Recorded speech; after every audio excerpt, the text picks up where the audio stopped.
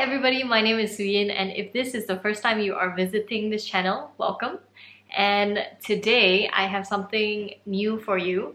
We are going to be looking at something that I hold very closely right now, especially in this time of isolation or movement control order, whatever your country is calling it. We are definitely in for a ride, and that also includes our emotions. They are going to be, up and down.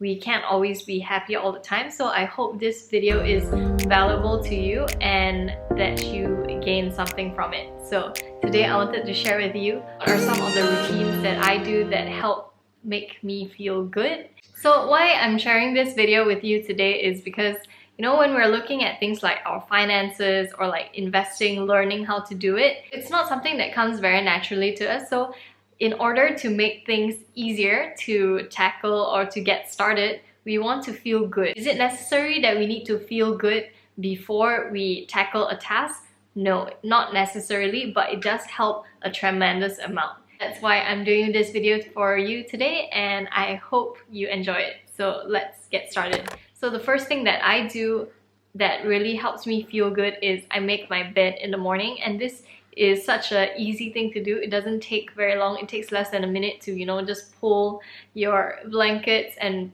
fluff up your pillows into place.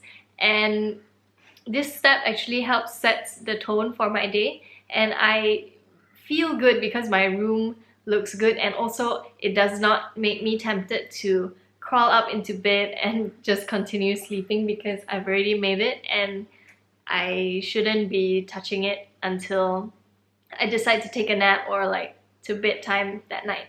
So the next thing that I do is I will stretch. And stretching in the morning is so rejuvenating because you are basically getting rid of all and any tension that you are feeling in the neck or in your shoulders, in your arms, legs. So just like saying all of that makes me want to stretch.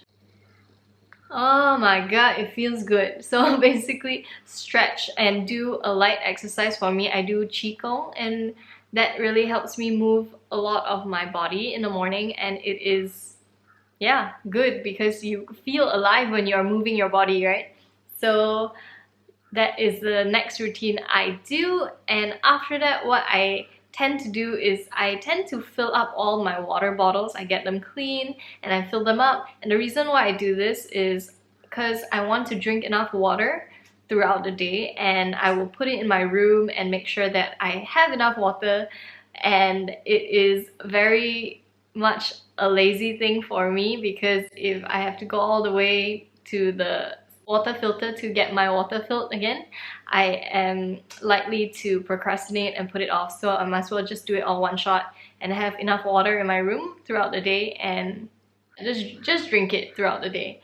And you're doing your body some good, because I feel like every day we need to play catch up with all that water that we're meant to replenish in our bodies. So like making it easy and having it around really helps. Okay, so next step is something that really helps me feel good and helps me focus a lot is that I put my phone away when I want to work.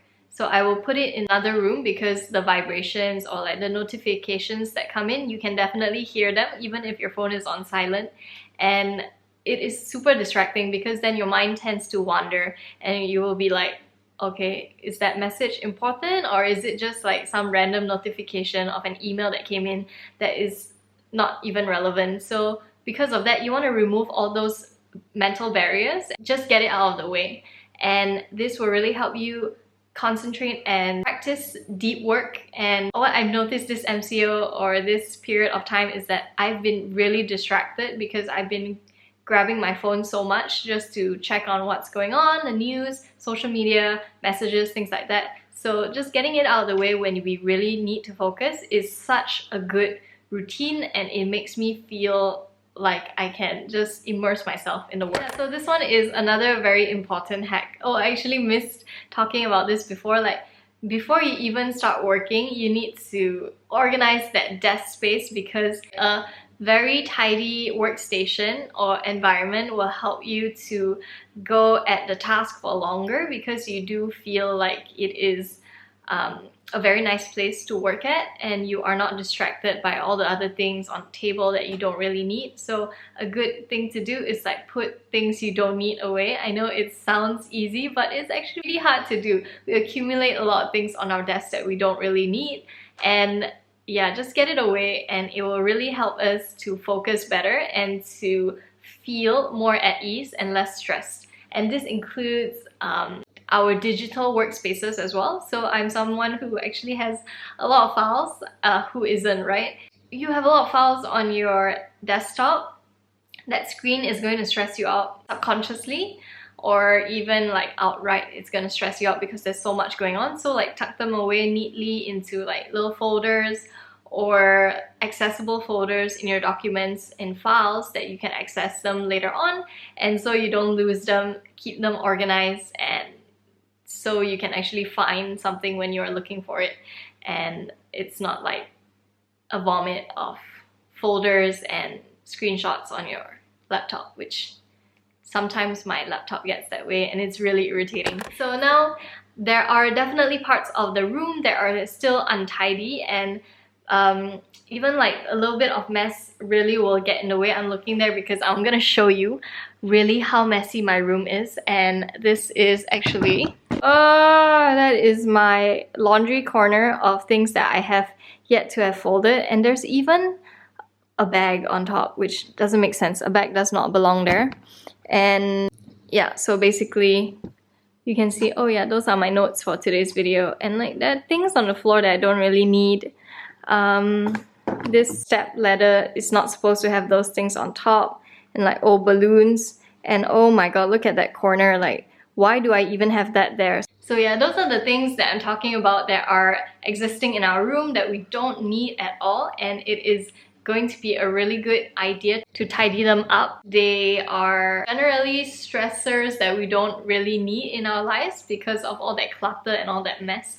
So we just need to find homes and correct spaces for them, and you will definitely feel much better, especially if you are a little bit OCD and need an extremely clean environment to operate. Yes, another feel-good routine that is a definite win when you have finished it is exercising. So exercising is something that all of us could use more of in our daily routine.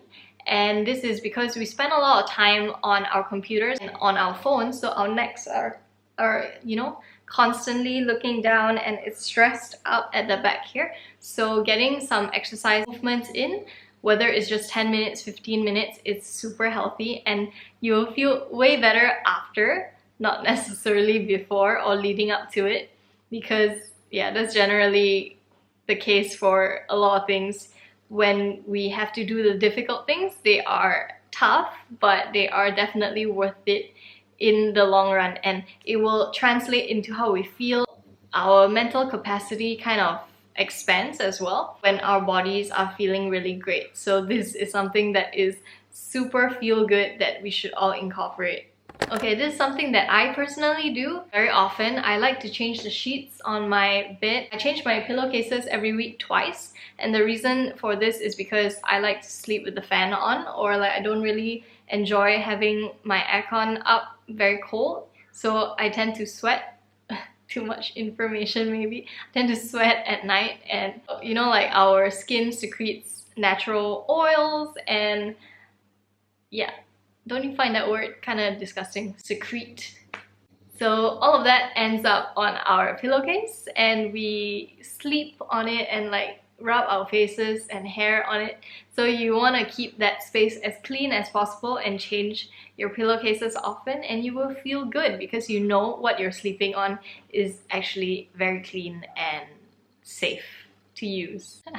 Second last thing that I do to make myself feel good, especially when I'm down, is I connect with a friend, a family member, or a partner. And this is so important because we humans are very communal creatures, and we love interacting with other people. Whether we are introverts or extroverts, we all need to have a relationship with somebody else, and that is actually what makes life meaningful for me, at least, and also like from what I've read and what I've seen on like the meaning of life and things like that. When I connect with somebody of my choice, I want to make sure that the connection is actually very powerful and not a distracted connection, which is what we tend to do very often. Like say we are talking to our friend on Skype or on Zoom and we are also holding our phones replying a message on social media.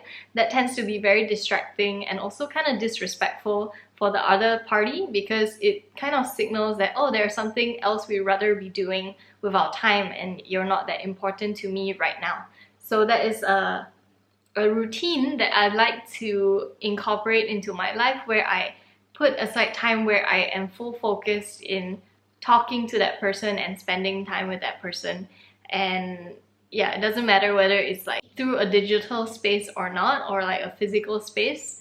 Unlikely right now since we are in isolation, but yeah, like just connecting on a deeper level without distractions is a really good way to make yourself feel good in these times. Okay, so the last thing that I do to make myself feel really good is to get enough sleep. And so this part is actually very much tailored to what makes for a good sleep to you, and for me it is sleeping early.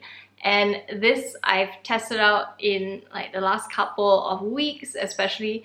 It doesn't matter how long I get to sleep, it's the quality of sleep that comes from sleeping early, whether it's a psychological need. For me, I believe that sleeping early before 12 is really ideal into how I bring my emotions and bring my best step forward into the next day. So I do my best to sleep early, and I create a routine that helps me to do this again with the phone. I don't sleep with my phone.